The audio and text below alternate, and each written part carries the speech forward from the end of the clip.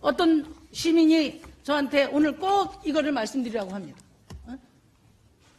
돈 받은 자는 범인인데 설계한 자는 죄인이다. 네, 지사님, 이 대장동 사업을 두고 국민들의 생각하고 우리 지사님의 입장에 괴리가 큽니다. 알고 계시죠? 네, 우리 국민들께서는 그렇게 생각하실 수 있습니다. 그러니까 국민들의 제가 지금 많이 70%가 지사님 책임론을 말하고 있어요. 그러면은 이 국민들이 묻고자 하는 책임이 무엇인가? 그것을 오늘 제가 대신해서 규명하고자 합니다. 이재명 지사님은 평소에 불평등 해소를 위해서, 자산격차 해소를 위해서 불로소 환수 의지를 강력하게 말씀하셨어요. 네. 그러면 이번 대장동 사업이 이 자산격차 해소에 어떤 기여를 했다고 생각하십니까? 만약에 간단하게 좀 말씀해 주세요. 민간 개발을 했더라면 아니, 1조 민간 원 개발이 아니라 가까운 기여를 했습니까? 안 했습니까? 자산격차 해소에 기여를 했어요? 코끼리를 볼 때 다리만 보면 코끼리인지 뭔지 모르고 제가 오해할 오늘 수 있으니까. 지적하려고 하는 게 바로 그겁니다. 그러니까 의원님 제가 제가 답을 말씀을 할수 있는 드릴게요. 기회를 좀 네, 제가 주시면 말씀을 좋겠어요. 드릴게요. 네, 네. 국민들이 분통 터져 하는 게 뭐냐? 어떻게 8천만 원 투자한 사람이 1,000억 원, 1,000배 이상의 수익을 가져갈 수 있냐? 아무리 대한민국이 투기공화국이라 하더라도 지방정부 사업에서 이런 상상할 수 없는 특혜가 어떻게 개인에게 돌아갈 수 있나? 성남시는 도대체 어떻게 설계하고 무엇을 관리했나? 이걸 묻는 거라고 저는 생각합니다. 국민들은 이번 이 대장동 사업이 공공이 지원한 역대 최대 민간 특혜 사업이라고 판단합니다. 이런 특혜가 가능했던 이유를 제가 하나하나 짚어보겠습니다. 지사님, 대장동 사업 규모가 얼마나 됩니까? 어떤 규모를 말씀하시나요? 그러니까 대장동 사업 총 규모가 어떻게 돼요? 그러니까 면적을 얘기하시는지 투자금을 얘기하시는지 사업 규모. 이익 규모를 얘기하시는지.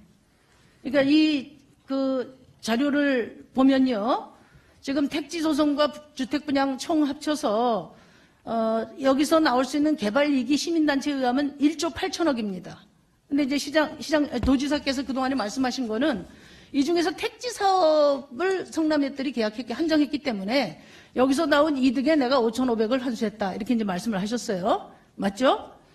의원님식으로 아니. 말씀하시면 LH공사가 토지 택지 개발해서 분양해가지고 민간업자가 분양 이익 아니, 가능하면 잠깐만요. 아마 수십조 될 질문도 겁니다. 안 한 말씀을 왜 잠깐만 답을 저한테 좀 하십니까? 물어보시는 것 같은데. 제가 물어봅니다. 왜 이 1조 8천억 규모의 대장동 사업, 아파트 분양 사업까지 포함되어 있는데 처음에 보니까 사업계획 제안서에 보니까 아파트 분양 사업을 원칙으로 제안했어요. 근데 왜 택지 사업으로 제안하게 됐습니까?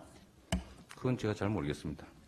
잘 모르시겠어요? 네. 이게 네. 이제 위탁된 사무였고 저희는 하여튼 제가 세부 내용을 자세히 알 수는 없고 보고받은 것도 알겠습니다. 아니기 때문에. 제가 자료를 검토해 봤는데요. 이게 이제 그 사업계획서 제안서에는 공모지침서에는 이렇게 되어 있습니다.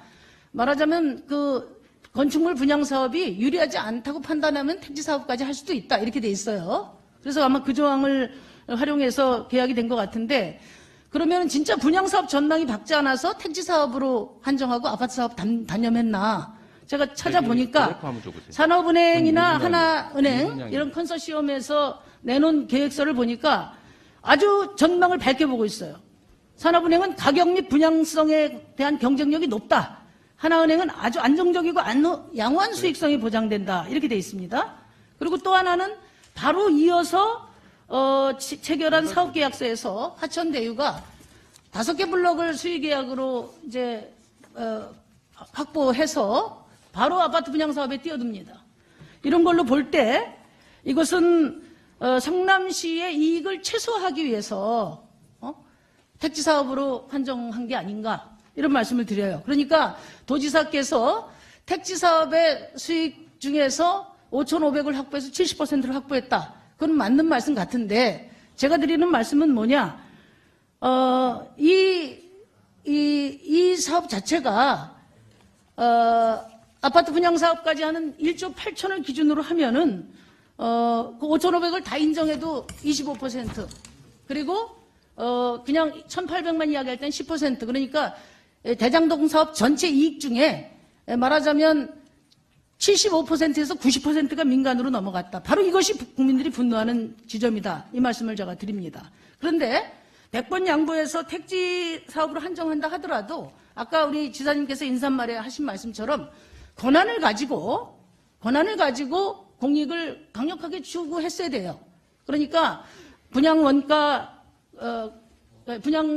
상한제를 적용한다든지 그건 이후 문제가 아니라 주주협약에 집어넣으면 됩니다. 그 다음에 초과이익 환수정을 넣는다든지 그 다음에 또 지금 많이 지적하고 있는 임대아파트 부분을 확실하게 최대 25%까지 할 수 있지 않습니까? 이런 공익을 추구할 수 있는데 그 부분을 다 포기하셨어요. 그래서 저는 우리 지사님께서 작은 확정 이익에 집착해서 이거라도 얼마냐?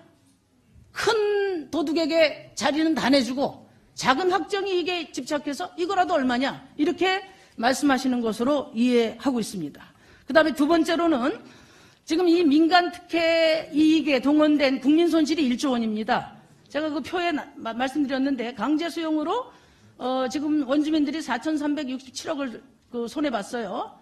그 다음에 용적률 완화로 1,000억을 민간에게 또 몰아줬습니다. 분양가 상한제 미적용으로 4,600억의 무주택 입주민들에게 손실이 갔어요. 바가지 분양이 된 거죠. 이것만 합쳐도 총 1조에 달하는 국민 손실이 민간 특혜에 동원된 것이다. 이 부분에 대해서 어떤 시민이 저한테 오늘 꼭 이거를 말씀드리라고 합니다. 돈 받은 자는 범인인데 설계한 자는 죄인이다. 그러니까 무슨 말씀이냐면 강제 수용을 하는 것은 공공적 목적일 때만 이게 합리화될 수 있는데 저렇게 강제 수용당한 원주민들에게 사과해야 됩니다. 바가지 분양가 적용된 입주민들에게 사과해야 됩니다. 저는 이런 공익적인 그 가치를 의지로서 이재명 지사가 억강부약을 강조하는 이재명 지사가 인허가권을 가지고 강력하게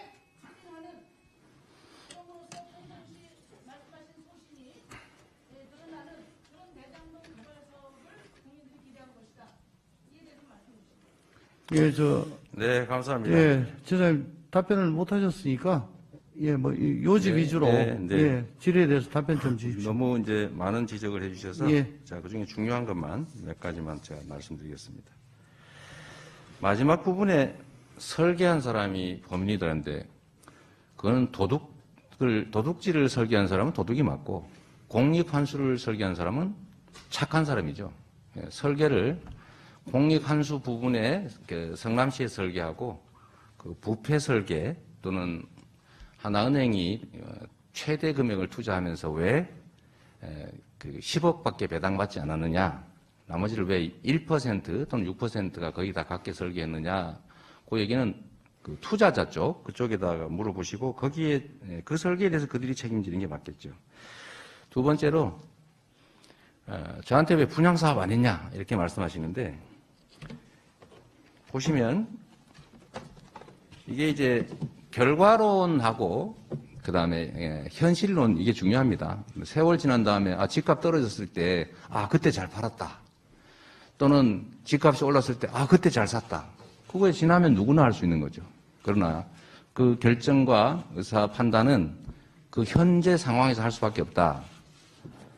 2015년은 우리 의원님께서 너무 잘 아시겠지만 미분양이 폭증할 때입니다.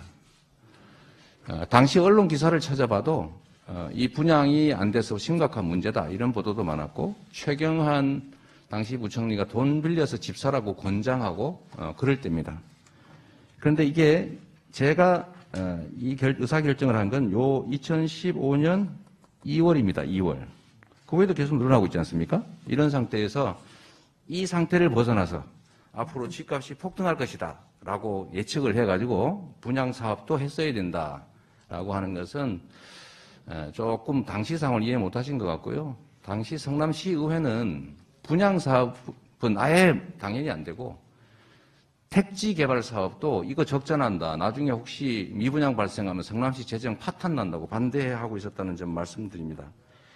두 번째는 이거 작은 확정이익이라고 자꾸 말씀하시는데 그저께 국민의힘 국회의원께서 50억을 푼 돈이라고 몇 억은 잔돈이라고 이렇게 말씀하시던데 5,500억을 작은 확정 이익이라고 말씀하시는 것은 제가 동의하기가 어렵습니다. 절대액도 크지만 대한민국 지방행정사에서 이렇게 민간 합동개발을 통해서 공공으로 1,000억 단위로 환수한 사례가 없습니다. 말씀하시겠지만 20년이 넘도록 전국에서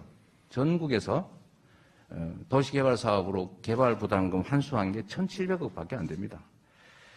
그리고 의원님께서 저의 부족함, 부실함을 지적해 주시는 건 감사하게 지적으로 받아들이고 좀 더 노력하겠습니다만은 이게 민간 개발을 했더라면 이거 하나도 못 받았을 것이고 그때 상황에서 우리 의원님께서는 실제 권한을 가진 중앙정부와 경기도 그리고 성남시 의회가 반대하려 해서 공공개발을 못하는 상황에서 민간개발을 허가해 줄 건지 공공개발을 할 것인지 민간 합동을 할 것인지 어떤 의사결정을 했을지 당시 상황에서 한번 판단해 보시면 좋겠다는 생각이 듭니다. 지사님 정리 좀 해 주십시오. 네. 예. 그리고 이 사건은 택지 개발 사업인데 한번 의원님도 생각해 보십시오. LH를 예를 들어 보십시오. LH는 택지 개발에서 다 택지 팔아가지고 그들이 택지 사서 분양해가지고 한 개 필지에서 몇천억씩 남기는데 아마 신도시 규모 하나만 해도 택지 분양받은 민간 건설업자들이 가지는 분양 수익이 수십조 원 될 겁니다. LH에 대해서 문제 제기를 하시는 게 먼저다라는 말씀 드리고요. 마지막으로 이 말씀만 드리겠습니다. 아까 제가 이것도 우리 의원님께서 전에 공식 발표를 하셔서 말씀드렸는데 8천만 원 투자해서 1,100배 벌었다. 자본금과 투자금은 완전히 다른 겁니다. 자본금과 투자금 다르고. 아니, 질의를 했으니까 지금 답변하는 거 아닙니까? 지금 시계 재고 있어요. 여기는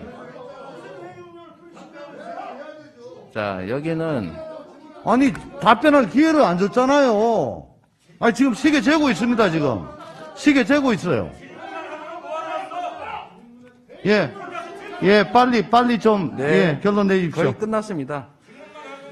자, 자본 상식적으로 하고 있어요. 아니, 답변할 기회를 안 줘가지고.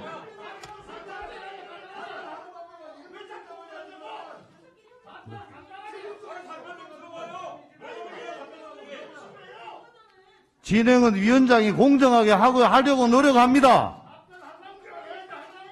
그러면 답변할 기회를 주세요. 답변할 기회를 안 주고 지금 그러면 제가 공정하게 진행 중입니다.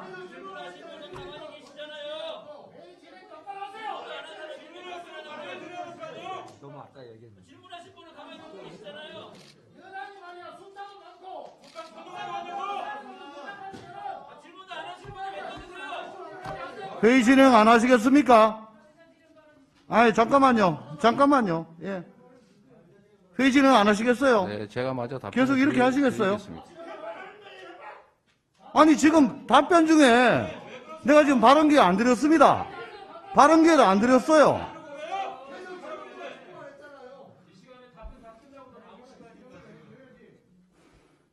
자, 시사님.